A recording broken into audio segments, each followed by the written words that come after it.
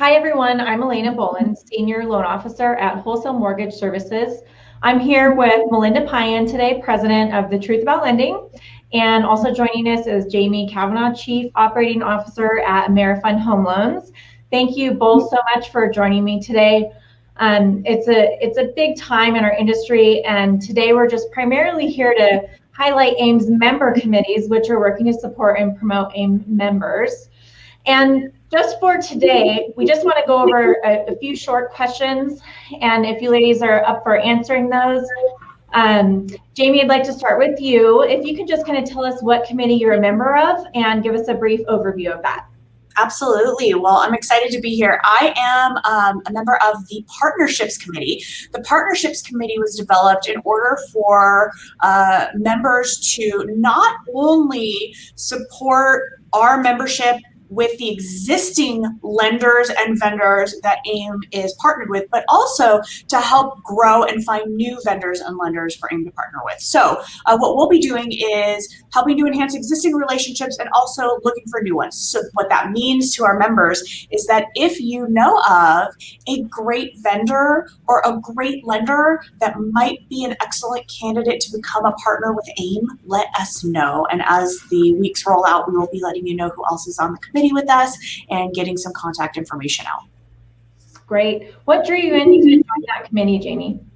Well, you know, I already, just because I've been in the business so long, I think, I kind of have relationships with a lot of our lenders and vendors anyway. So in an unofficial capacity, I've sort of already been doing some of this, and it was nice to formalize it and also nice to be able to leverage those relationships to help other members of AIME.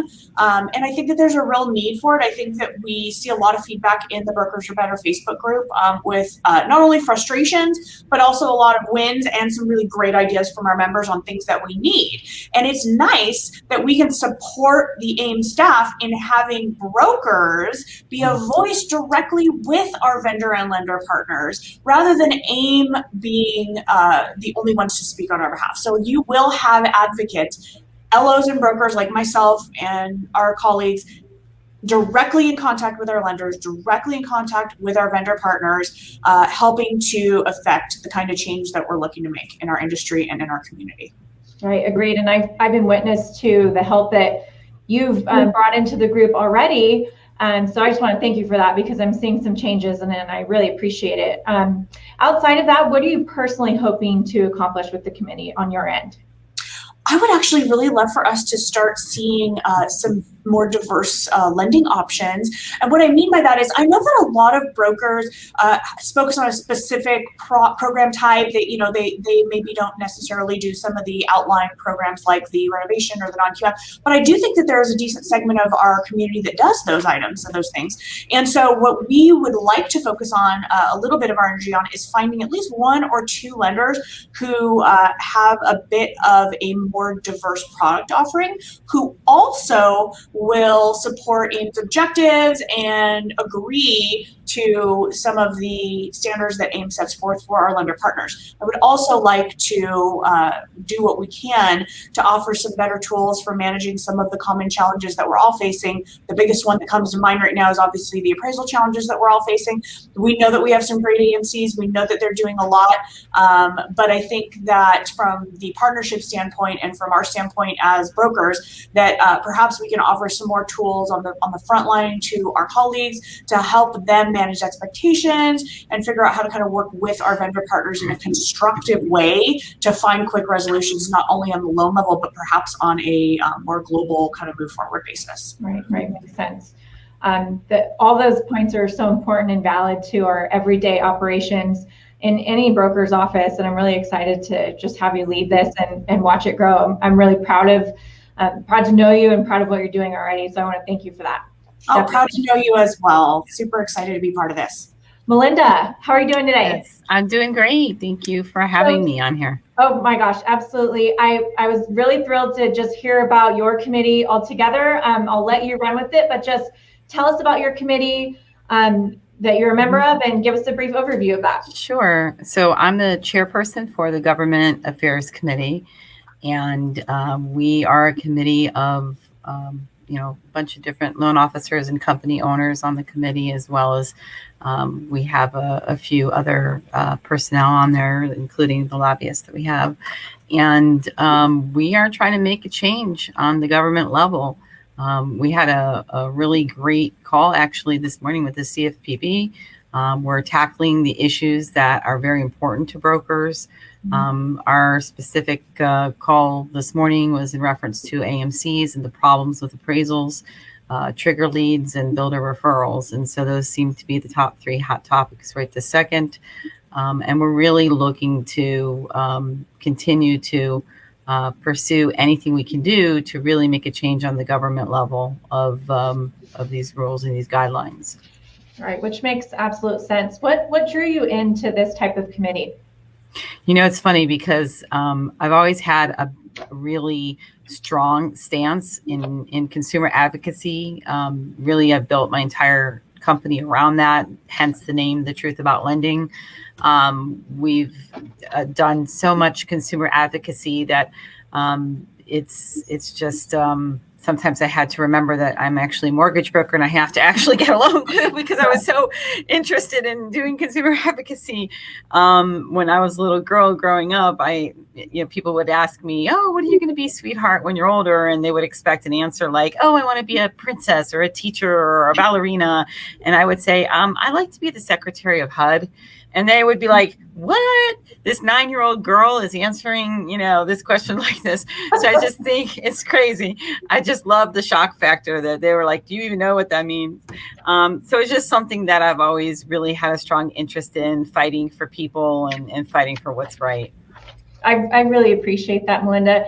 When I saw your name come up in this committee, I just thought, what a perfect fit. And I just want to thank you also for heading this up. I know it's a big, I feel like for most people it feels scary, but I feel like for you, you're just going to jump right in there. And I'm really excited to have you on our side for this. Thank you. I appreciate that. I'm equally excited. And we have a really great group, a really great committee with very dedicated people who are volunteering their time and putting in a lot of effort to try to make a difference in the industry and especially for our AIME members, of course. Right. And I know you always have the group at the forefront, which is why you're so perfect for this. But what are you personally hoping to accomplish for the community on your side? What I'm really hoping to accomplish is that the consumer sees a better end result from the things that we do with the committee. I am very, very involved with a lot of different things. For example, NAREP, which is the Hispanic Real Estate Professional Association down here. Of course, it's a nationwide group. I've been involved with them in the past, but I'm involved in a lot of other things also as well. And I really feel like it is my calling to try to make a change to help people. And it's funny, one of the things that Jamie just mentioned in reference to non-QM loans and relocation renovation loans, we do a ton of non-QM and renovation loans, and it's shocking to me how many brokers just don't want to deal with it. And from my perspective is we're a full service company. If somebody comes to us, no matter what loan it is, we're there to help them. And so I think just the fact that we're going to be hopefully making a better experience for the consumer is really ultimately what I like to see out of this group. Right. I agree. I think I see that frequently, a lot of people afraid to touch those type of products. And I think that just helping encourage everybody in every aspect is going to be a big deal in the growth with all these committees. To touch on some of those, I am the chair for the Women Committee.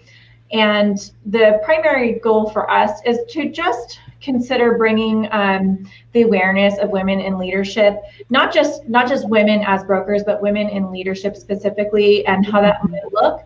And then to just continue to showcase how diverse the broker community is and represent every aspect of it, not just being a woman, but what does that mean? And are you a female loan officer? Are you a female broker owner? Are you interested in being a female broker owner? Are you wanting to lead in some way that's just going to help contribute to the growth of the community? I think that diversification there is super important. And that's what drew me into that. I came from a diverse background, a diverse neighborhood, diverse culture, and I really kind of love diving into that to see how it all meshes together for the better of everybody here.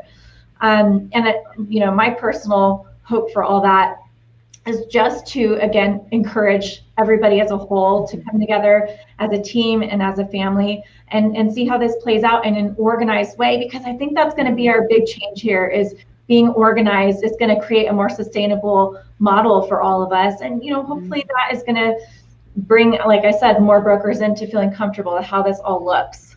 Absolutely. And we thank you, by the way. We really thank you for all you're doing for the women's growth in this industry, and the fact that you're heading up that committee and you've got great people with you on that committee as well. And I can tell you that I started in this business a long time ago when women were just processors, and that, it was very, very rare to see somebody owning a company that was a woman.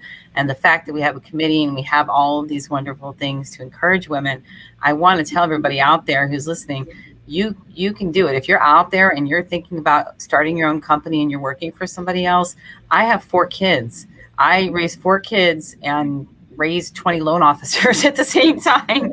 So if I can do it, anybody can do it. So just wanted to put that out there. Yeah, agreed. I think that I just want to tell everyone, thank you for listening in. I know it's tough during our busy work weeks. Jamie, is your work week busy?